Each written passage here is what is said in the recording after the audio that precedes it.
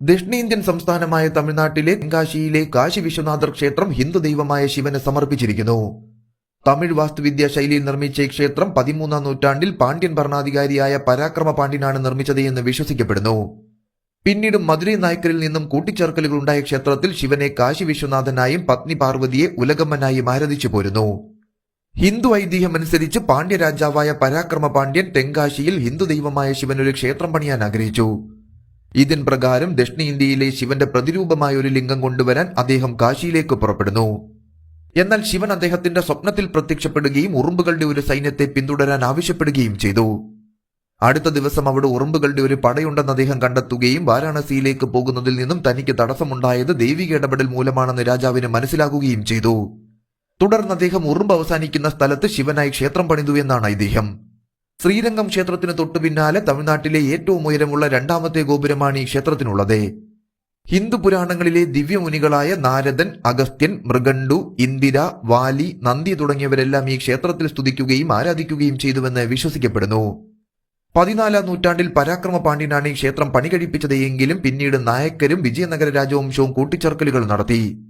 ക്ഷേത്രത്തിലെ ലിഖിതങ്ങൾ 13-ാം നൂറ്റാണ്ടിൽ ഈ നഗരം സ്ഥാപിച്ചതിനെയും 14-ാം നൂറ്റാണ്ടിന്റെ അവസാനത്തിൽ വീരപാണ്ഡ്യൻ രാജാവ് വിവിധ ആളുകൾക്ക് നൽകിയ സമ്മാനങ്ങളെയും പരാമർശിക്കുന്നു.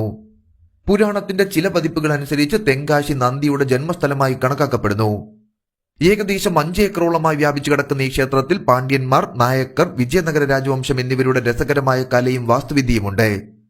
അതോടൊപ്പം ക്ഷേത്രത്തിൽ ശിവൻ, അഗ്നിവീരഭദ്രൻ, അഘോര വീരഭദ്രൻ, വിഷ്ണു, കാളി തുടങ്ങിയവരുടെ വിവിധ താണ്ഡവങ്ങളുടെ ക്ലാസിക് പ്രതിനിധാനവും ഉൾക്കൊള്ളുന്നു. ഏറ്റവും വലിയ പ്രത്യേകത എന്തെന്നാൽ ഈ ശ്രീകോവിൽ കാണപ്പെടുന്ന കാശി വിശ്വനാഥന്റെ പ്രധാന വിഗ്രഹം ഭക്തർക്ക് ശ്രീകോവിൽ നിന്നും 1 കിലോമീറ്റർ അകലെയാണെങ്കിലും കാണാൻ കഴിയുമെന്നതാണ്. പ്രത്യേകിച്ച് ഇരട്ട ശില്പങ്ങൾ, വീരഭദ്ര ശില്പങ്ങൾ, താണ്ഡവമൂർത്തി ശില്പങ്ങൾ, 2 തമിഴ് അമ്മമാരുടെ ശില്പങ്ങൾ, രതിശില്പങ്ങൾ, മന്മഥ ശില്പങ്ങൾ, കാമദേവന്റെ ഏറ്റവും സുന്ദരമായ ശില്പങ്ങൾ, മഹാവിഷ്ണുവിന്റെയും കാളിദേവിയുടെയും ഏകശില്പങ്ങൾ എന്നിവ ഈ മഹത്തായ ക്ഷേത്രത്തിലെ അതിമനോഹരമായ ശില്പങ്ങളിൽ ശ്രദ്ധേയമാണ്. വിജയനഗര സാമ്രാജ്യത്തിന്റെ വരവിന് ശേഷം പാണ്ഡ്യന്മാർ മധുരയിൽ നിന്നും മാറി താമസിച്ചതിനു ശേഷം അവർ ഈ സ്ഥലവും ചുറ്റുമുള്ള പ്രദേശങ്ങളും തങ്ങളുടെ ഡൊമെയിനായി നിലനിർത്തി.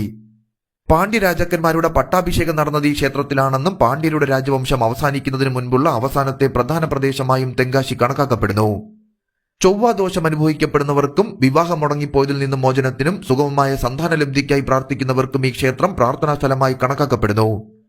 തമിഴ് മാസമായ മാസിയിൽ ആഘോഷിക്കുന്ന ക്ഷേത്രത്തിലെ വാർഷിക മാസിമാഘം ഉത്സവം ഈ ക്ഷേത്രത്തിലെ 3 വാർഷിക ഉത്സവങ്ങളിൽ ഏറ്റവും പ്രശസ്തമാണ്.